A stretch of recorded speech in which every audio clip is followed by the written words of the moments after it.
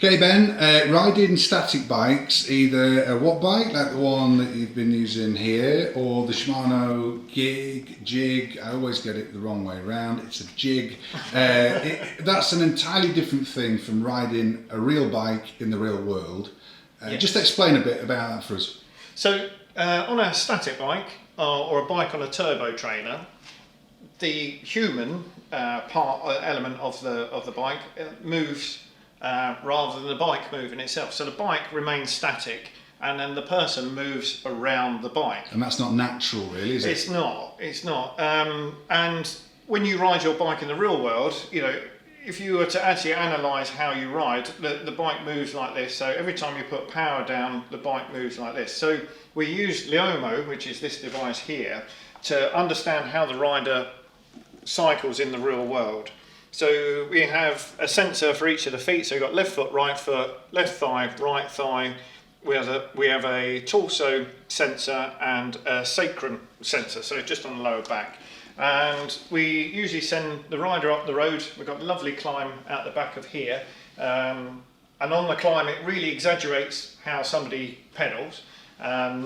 So it will exaggerate their pedalling dead spot, which we'll come on to in a minute. And as you go up over the top, it gets slightly different reading as the cadence increases.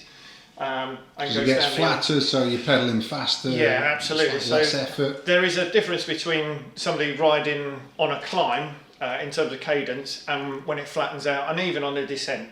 So that's what we did. We sent Emma out, and these are the results that we got for Emma. So you went up the hill yesterday. I did. How did you find it? It's nice to start with, then it gets a little bit tough, and then it's really nice on the flat, and then coming back down is amazing. Yeah, it's a nice fly back down, good Yep. buzz back into the studio, and like you say, Ben, it gives you that rounded understanding of someone, how they ride a bike in the real world. Yeah, absolutely. So how does that help you as a bike fitter? Talk to us about Emma's data here as it's come back from the Leomo device. Well, it gives me a visual, which is nice and easy to understand. So we have what they call a dead spot score. So we where these dark blue blobs are is where Emma's dead spots are. So this is where she's not producing power. And everybody has dead spots. They do, yeah. Even professional cyclists will have a dead spot, because there's no rider in the world that I know of currently that produces power around the whole stroke, because it's virtually impossible. So they will all, and you certainly can't do it for a 60-mile ride. There are certain riders that are more efficient than others, but nobody is a perfect pedaler. And part of a good bike fit is to make someone more efficient. Yes. So looking at this information from an actual bike ride, just explain to us why there are bits where there are no dark spots at all. What's going on there? This is where Emma is pedaling optimally. So she's producing quite a lot of power here. And then where it gets darker is where she's producing no power. And then again here, she's producing a lot of power. So what in effect this is telling me is that Emma is producing lots and lots of power, and then there's a slowing in momentum across the bottom of the stroke there. Now that can be sometimes to do with muscle memory, can be to do with pedaling technique, which is not necessarily the same. It can be injury, it could be any number of reasons, it could be to do with the bike fit itself. So all of these things are what we look at. And then obviously she's got a dead spot across, basically around this. So the bit where you see that big area of power is around the front of the stroke where Yes. you're pushing down on the pedal. That's quite, that's where the vast majority of people produce power. So this is from sort of the 2 o'clock to the 4 o'clock position. So that helps you understand how someone pedals. What other information is in this particular data set?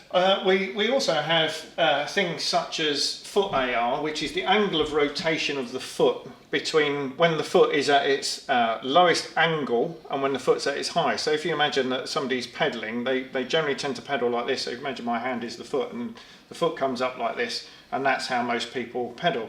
And the angle of rotation is from when the foot's at its highest, so it's the angle difference between the two. So this is for quarter one, which is in this area here, and there's a little bit of a discrepancy between the two. So that can sometimes be seat alignment, so fore and aft on the seat, and it can also be saddle height. But generally we tend to look at the average, which shows that there's a 3-degree difference. Now, leg AR is the leg angle at its highest against the leg angle at its lowest. Now, when those two figures are similar, so there's only 0.8 of a degree difference between there, if there's anything more than 3 degrees, it's usually indicative of somebody where their foot, in this case on the left side, is more angled throughout the stroke. It's usually indicative of somebody that's got their saddle slightly too high, because the foot, in effect, is trying to make up the difference. So this puts it into interesting terms for one of your clients. Yes. Because this helps you kind of prove that there is something not quite right Absolutely. with the way that they are moving on the bike. Yeah. So this is where some bike fitters might put a shim in the shoe, for instance. But we do a postural assessment first of all to make sure that the hips are aligned. So a lot of this information where we've got leg length discrepancy, it's very rare that you ever have a real leg length discrepancy in somebody that is anything other than postural.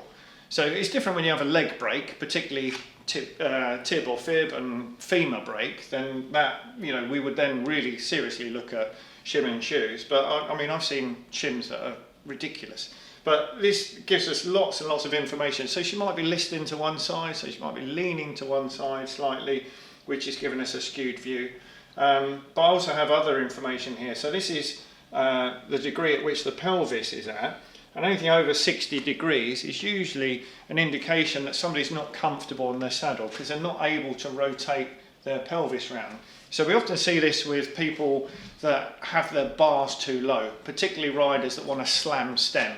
So we often see it like that. So basically the pelvis is sort of almost vertical. I mean, that's not obviously not almost vertical, but it's quite high.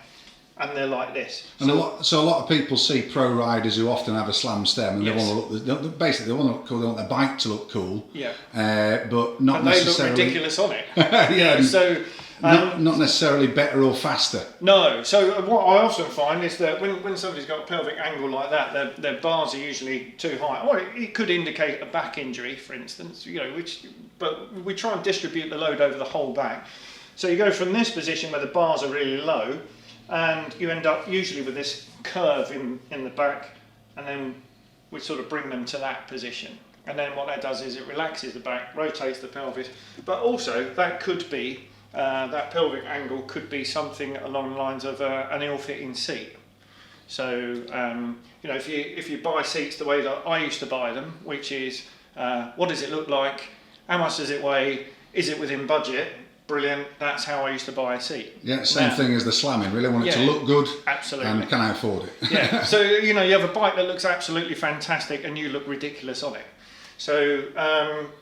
And then we come down, so this gives me all that information. So you've got pelvic rotation, which is the rotation of the pelvis, obviously. 5.2 degrees, that's very good. So there's not a lot of pelvic rotation. Often we see pelvic rotation where somebody, that can be poor pedaling technique. So if it gets up into the 12s, it's usually sort of somebody's rocking on the climb, not putting power through, but that shows strong core. Emma's got strong core, so it's all good. And then pelvic rock, which is this, like that. And then we have cadence. And then as we go down here, we can see that Emma is not afraid of descending. And then you bring that and combine it with all the indoor static bike data. Yeah, so it's a combination of all of the information that I'm getting from the static bike, from the bike outside, and from the watt bike. Which is why your Bike Fit is the most comprehensive available in the UK. I'm glad you said that. I would say, if not the world.